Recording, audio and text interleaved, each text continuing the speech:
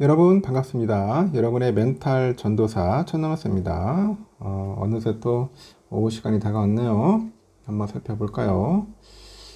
지금 코스피하고 코스닥하고는 그래도 반등을 해서 좀 올라오고 있습니다. 코스피 0.62%, 코스닥 0.31% 오르고 있고, 해외를 보니까 지금 중국 상해 지수는 좀 약보합이네요. 0.07% 빠집니다. 심천종합 0.29 하락, 홍콩도 빠집니다. 항생 마이너스 0.92, 홍콩 H 1.1% 빠집니다. 일본 니케이도 0.91% 빠지고 있고, 대만도 1% 빠지고 있어요. 근데 대한민국만 좀 오르는 아주 기이한 현상이 발생하고 있고, 현재 환율은 1392원입니다. 0.14% 오르고 있고요. 그리고 비트코인은 1억 6,280만원, 이더리움 520만원, XRP 4,300원 정도 하고 있네요. 그러니까 좀 코인도 좀 약간 엇갈리는 그런 모습을 보여주고 있다. 그렇게 보시면 되겠습니다. 암호화폐 보니까 그 ETF에 대한 자금 유입이 급감을 했어요. 그래서 아시아 그래서 암호화폐가 일제히 하락을 한답니다. 특히 리플이 5% 이상 급락을 하더라. 그래서 코인 마켓캡에 보면 비트코인은 24시간 전보다 1.31% 하락해서 11만 7,920달러를 기록하고 있다고 하네요.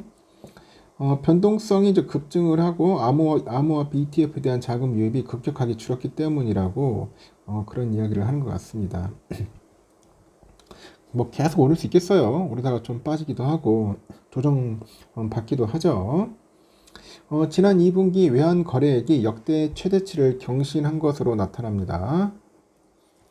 원달러 환율 변동성이 커지다 보니 거래가 활발하게 이루어졌고 외국인은 국내 주식 투자자가 늘어난 것도 영향을 줬습니다. 한국은행이 발표한 2분기 중에 외국은행의 외환거래 동향을 보니까 지난 4월에서 6월 정도 일평균 외환거래 규모가 821억 6천만 달러예요. 6천만 달러. 지난 1분기 727억 6천만 달러보다도 94억 달러 정도 증가를 하면서 전분기에 기록했던 역대 최대치를 바로 경신했죠. 외환 거래량 증가는 지난해 7월 거래 시간을 새벽 2시까지로 연장을 했어요. 나타나기 시작했는데 지난 2분기에는 여기에 환율 변동성이 커진 것이 거래량 확대로 이어졌습니다. 2분기 원달러 환율 변동률은 평균 0.61로 1분기 0.36에 비해서 2배 가까이 증가를 했고 평균 환율은 달러당 1,453원에서 1,401원으로 내렸습니다. 외국인의 국내 증권 거래도 1분기 월 평균 223조에서 2분기 233조 원으로 늘은 거죠. 상품별로 보면 현물한 거래 규모가 327억 7천만 달러, 전분기 대비 48억 2천만 달러 증가를 했죠. 외환 파생상품 거래 규모는 493억 9천만 달러죠. 전분기 대비 45억 8천만 달러 정도 늘었다. 그렇게 보시면 되겠네요. 뭐 이런 이야기들도 있었다는 거 참고하시면 좋을 것 같습니다. 코스피 지수 5천 돌파를 목표로 내건 민주당 코스피 5천 특별위원회 위원들이 오늘 한국거래소를 찾았어요. 국내 주식시장 제도 개선과 신뢰 회복을 주문했는데 국회 법제사법위원회 법안심사소위원회에서 집중 투표제 의무화 등을 골자로 하는 상법 개정을 통과시킨 민주당은 자사주 소각과 배임죄 완화 등 추가적인 상법 개정에도 나설 예정입니다.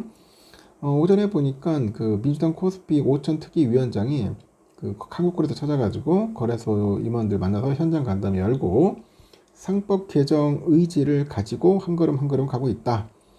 그동안 자본시장 투자자 사이에서 국장 탈출은 지능순이라는 냉소가 있었는데 기대 내지 호기심으로 바뀌고 있지만 확신으로 가지는 않고 여전히 지켜보는 과정이다.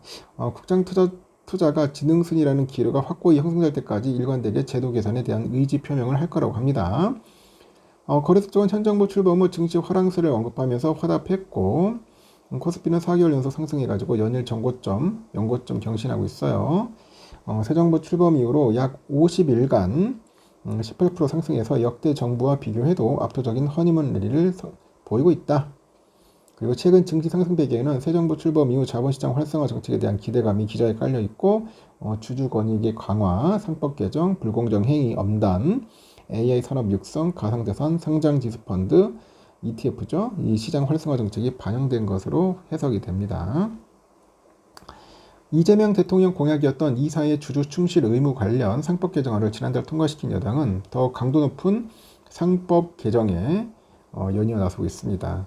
하여튼 뭐 이재명 대통령이 뭐 지시를 했겠죠. 좀 제대로 해라. 제대로 개혁해라. 하여튼 좀 필요성이 있어요. 제가 볼 때도 아직까지도 소액주주들을 보호할 수 있는 그런 제도적인 시스템과 기반이 갖추어지지 않았어. 그래서 그러니까 매번 그 장난질 해가지고 외국인들이나 기관애들 세력들이 장난질하니 얼마나 피해 봅니까 개미들이. 이제 그런 꼴들을 좀 보기 싫죠 저도. 그리고 잡았으면은 좀 확실하게 두드려 패야하는데 그렇지도 못하는 것 같아요. 보면은 좀 답답합니다. 하여튼 그런 일들이 있었다는 거 여러분들도 잘 아실 거니까 한번 제가 이야기하는 거니까 참고하시고, 현재 삼성전자는 7만 한 500원 정도 좀 왔다 갔다 해요. 지금 약간 오르락내리락 합니다. 변동성이 좀 있어요. 그리고 오선주는 57,300원 왔다리 갔다리 하고 있습니다. 하이닉스도 현재 보합권에서 26만 한 2,500원 선에서 계속 흘러가고 있다. 그렇게 보시면 될 것 같습니다. 하여튼 7만전자 탈환을 하긴 했는데 제가 볼 때는 차익 실현이 겁나게 심할 겁니다. 지금 뭐 개미들도 엄청나게 팔았잖아요. 어제 좀 오르면 파는 거야. 그래도 오늘은 아이러니하게 개미들 좀 사는 것 같아. 근데 사는 것 같은데 좀 더 한번 봐야겠죠. 이게 7만 원대로 올라선 게 이게 쉬운 게 아닙니다. 한 11개월 만에 이렇게 된 거예요. 근데 이게 문제가 뭐냐면 이게 파운드리 공장을 유심히 봤더니 이 파운드리가 미국에서 왔는 미국 텍사스에서 공장에서 만든 파운드리를 쓸 건데 지금 공장 아직 다 짓지도 않았단 말이야. 짓지도 않았고 좀 시간이 좀 필요할 겁니다. 하지만 테슬라 CEO가 일론이 좀 약간 뻥푸질을 했어요. 어제 X 계정에다 막 좀 글도 쓰고 했는데 거기 보니까 뭐 계약한 것보다 더 많다. 그런 식으로 이야기를 했더라고요. 그래서 어제 주가가 아주 미친 듯이 많이 올랐습니다. 근데 과연 이게 계속 지속성이 있어야 하는데 주가가 좀 올랐다가 너무 많이 오르면 또 조정 받아요.